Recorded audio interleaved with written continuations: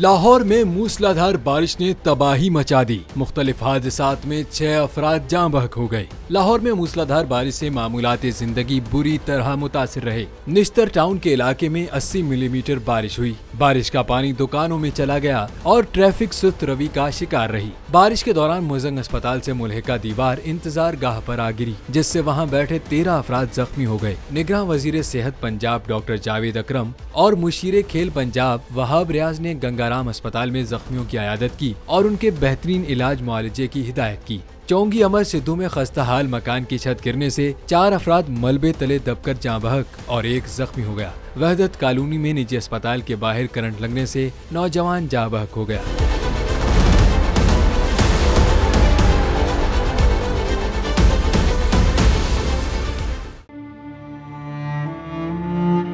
अवाम के लिए एक और मुश्किल, आटे की अदम दस्तयाबी पर अवाम परेशान।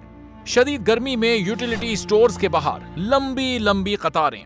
बोल ने निभाई सहाफती जिम्मेदारियां, पहुंचाई घर घर ये आवाज। इस्लामाबाद के यूटिलिटी स्टोर से सस्ते आटे का हुसूल शहरियों के लिए ख्वाब बन गया।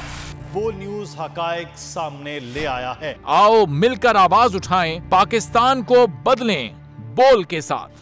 बोल बना अवाम की आवाज। अवामी शिकायत पर बोल ने किया मुताल्लिका इदारों से मुतालबा।